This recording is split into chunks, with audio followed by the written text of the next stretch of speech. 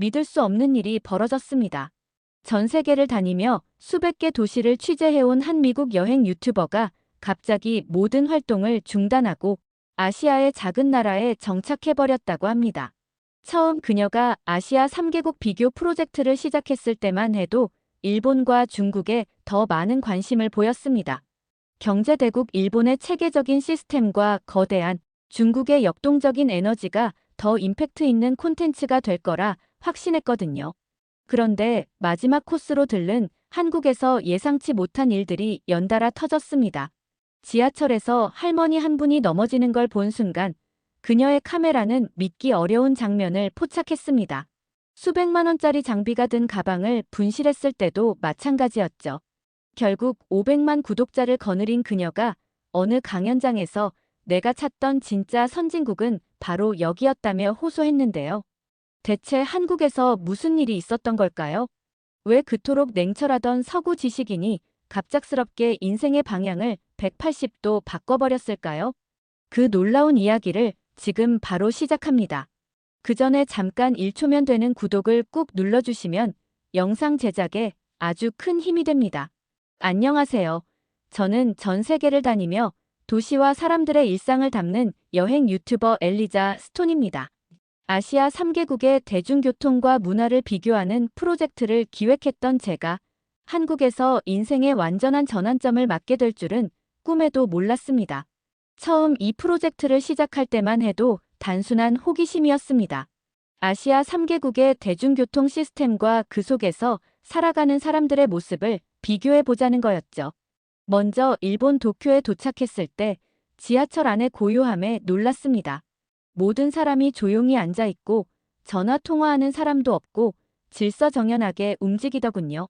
하지만 뭔가 차갑다는 느낌을 지울 수 없었습니다.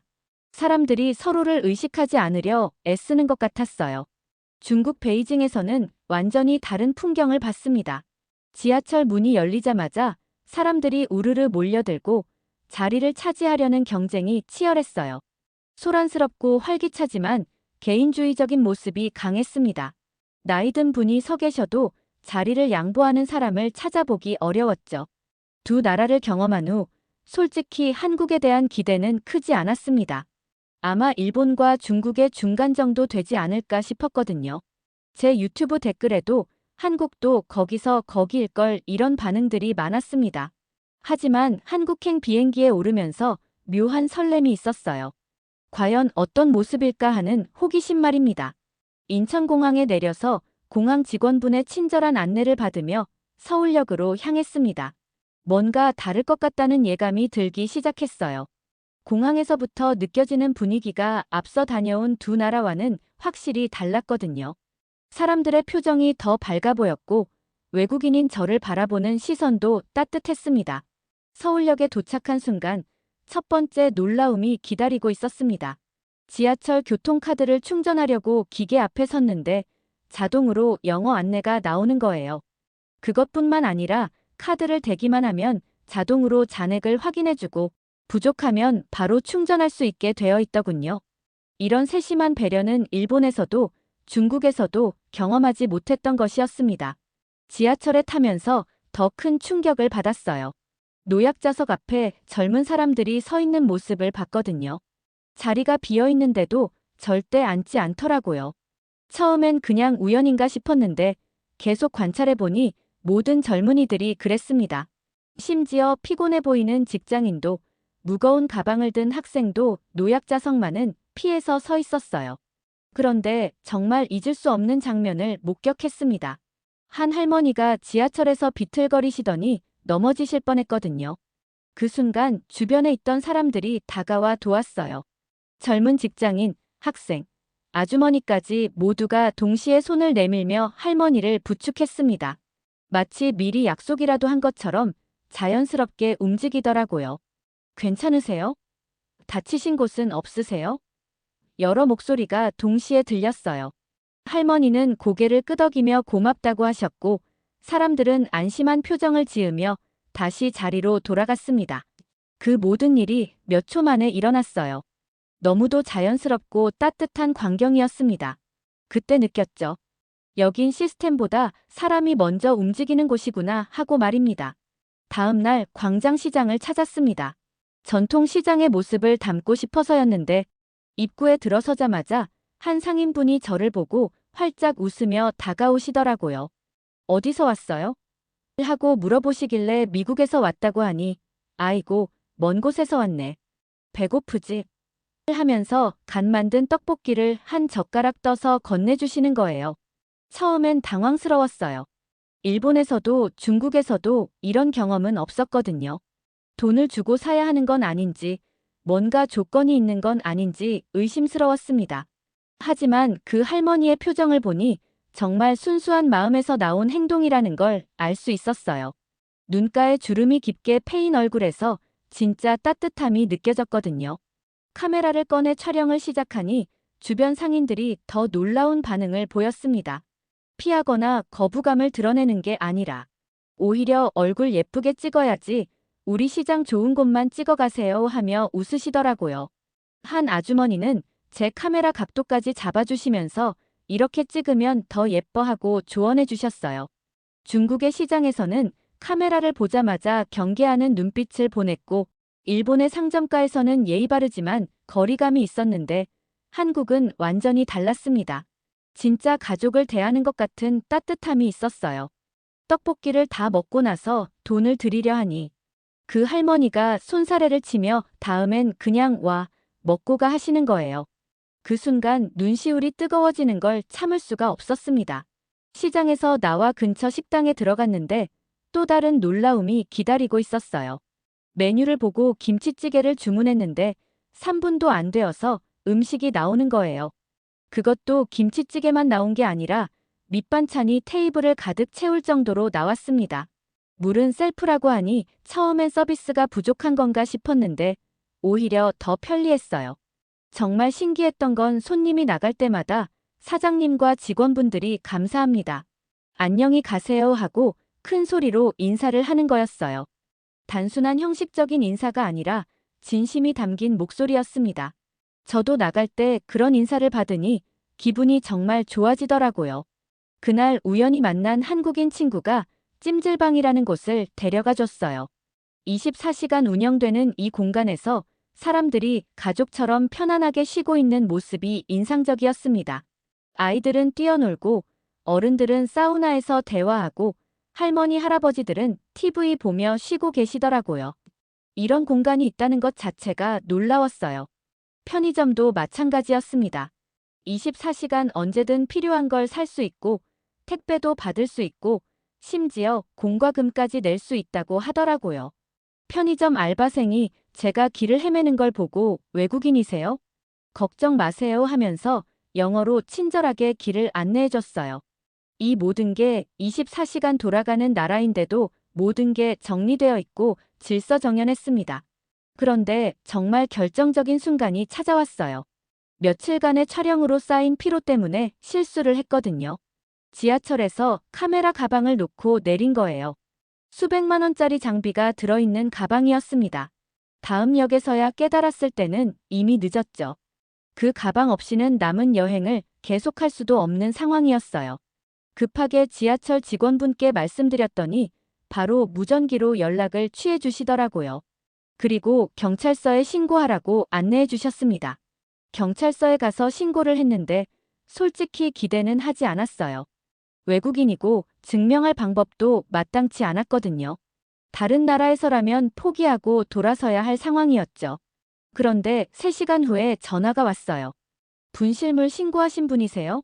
지하철 직원이 보관하고 있습니다 하는 거예요. 믿을 수가 없어서 다시 물어봤더니 정말이라고 하더라고요. 급히 지하철 사무소로 달려갔는데 제 가방이 그대로 있는 거예요. 안에 있던 장비들도 하나도 빠짐없이 그대로였습니다. 직원분께 정말 고맙습니다 하고 인사드렸더니 그냥 우리 일인데요 하면서 미소를 지으시는 거예요. 그 순간 깨달았어요. 이건 단순한 시스템의 문제가 아니구나. 시민의식이 아니라 시스템이 시민을 지키는 게 아니라 시민이 시스템을 만들고 지켜나가는 곳이구나 하고 말입니다.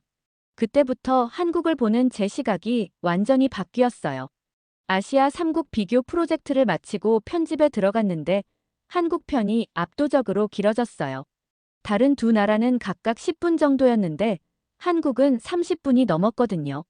그만큼 담고 싶은 이야기가 많았다는 뜻이죠. 영상을 업로드하고 나서 전 세계 구독자들의 반응이 폭발적이었습니다. 왜 한국만 저렇게 따뜻해? 나도 한국에서 살아보고 싶다. 정말 저런 나라가 존재해? 이런 댓글들이 쏟아졌어요. 특히 서구권 구독자들의 반응이 뜨거웠습니다. 내가 찾던 게 바로 이거야, 한국이 진짜 선진국이구나 하는 반응들을 보면서 저도 놀랐어요. 그러다가 갑작스럽게 연락이 왔어요. 한국에서 거주하는 외국인들을 위한 프로그램에서 제의를 받은 거예요. 한국에서 생활하면서 그 과정을 영상으로 담아달라는 거였죠. 처음엔 고민이 많았어요. 여행과 거주는 완전히 다른 거니까요. 여행할 때의 그 따뜻함이 일상에서도 계속될까 하는 의구심도 있었고요. 하지만 제 영상을 본 한국 시청자들의 댓글을 보고 마음이 기울었어요. 한국 사람인 저도 몰랐던 우리나라의 좋은 점을 알려주셔서 고맙습니다. 외국인의 시각으로 본 한국이 새롭네요. 이런 반응들을 보니 단순한 프로젝트가 아니라는 생각이 들었거든요. 제 영상이 뉴스에까지 소개되고 서울시에서 공식 인터뷰 요청까지 왔을 때 결심했습니다. 한국은 그냥 여행지가 아니야. 사람 사는 곳이야 하고 말이죠. 종로에 있는 셰어하우스에서 새로운 삶을 시작했어요.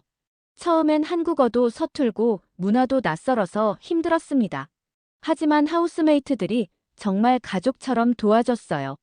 김치냉장고 사용법부터 분리수거하는 방법까지 하나하나 알려주더라고요. 언니 이것 좀 도와주세요.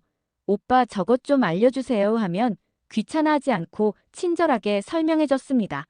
편의점에서 아르바이트도 시작했어요. 처음엔 계산대 앞에서 떨었는데 손님들이 제가 외국인인 걸 알고도 화내지 않고 기다려줬어요. 할머니 한 분은 천천히 해도 돼 하면서 격려해 주시기도 했고요. 실수해서 잘못 계산했을 때도 괜찮다, 괜찮아 하면서 웃어넘겨 주시는 분들이 많았어요.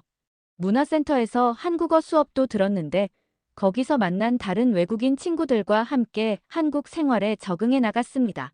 모두들 저와 비슷한 경험을 하고 있었어요. 한국인들의 따뜻함에 감동받아서 정착을 결심한 사람들이 대부분이었거든요. 저희가 서로 정보를 공유하고 도우면서 점점 한국 생활에 익숙해져 갔어요. 놀라운 건 제 영상을 보고 한국으로 오는 외국인들이 늘어나기 시작했다는 거예요. 엘리자 보고 왔어요 하면서 연락하는 분들이 생겼거든요. 그들도 저와 똑같은 경험을 하고 있다고 하더라고요. 한국의 따뜻함, 배려심, 그리고 무엇보다 사람 냄새 나는 정을 느끼고 있다고 했습니다. 이젠 여행자가 아니라 이 도시의 일부가 되고 싶다는 마음이 간절해졌어요. 그렇게 시간이 지나 벌써 1년이 흘렀고 제 채널 구독자 수가 500만을 돌파했습니다. 그리고 어느 강연장에 초청받았어요. 주제는 한국에서 배운 진정한 선진국의 의미였습니다. 강연에서 이야기했죠. 선진국이라는 건 단순히 경제 규모나 기술력만으로 결정되는 게 아니라 그 나라 사람들이 서로를 얼마나 배려하고 존중하느냐에 달려있다고 말입니다. 제 다큐멘터리 시리즈가 한국관광공사의 대표 콘텐츠로 채택되기도 했어요. 전 세계 사람들에게 한국의 진짜 모습을 알리는데 기여하고 있다는 자부심이 생겼습니다. 관광지가 아닌 일상에서 만나는 한국인들의 따뜻함, 그것이 진짜 한국의 매력이라는 걸 보여주고 싶었거든요. 그날 영상을 찍으면서 이렇게 말했어요. 제가 전 세계를 다니면서 깨달은 건 가장 아름다운 나라는 가장 따뜻한 사람들이 사는 나라라는 거예요. 한국이 바로 그런 곳입니다. 갑자기 눈물이 났어요. 기쁨의 눈물이었죠. 내가 본 최고의 나라는 가장 따뜻한 사람들이 사는 나라였다는 걸 이제는 확신을 가지고 말할 수 있게 되었거든요. 한국에서의 삶은 여전히 계속되고 있고 매일매일이 새로운 발견의 연속입니다. 이곳이 제 진짜 집이 되었어요. 지금까지 저를 따뜻하게 맞아주신 모든 한국분들에게 감사함을 전하고 싶어 사연을 보냅니다. 앞으로도 잘 부탁합니다. 오늘의 사연은 여기까지입니다. 여러분은 어떻게 생각하시나요? 우리 한국이 이렇게 편리하고 외국인들에게 사랑받는 사실을 알고 계셨나요? 외국의 문화와 한국의 문화가 어떻게 다르고 혹은 어떻게 보여지는지 또 다른 사연으로 보여드릴게요. 오늘도 긴 영상 끝까지 함께 해주셔서 감사합니다. 좋은 하루 되세요.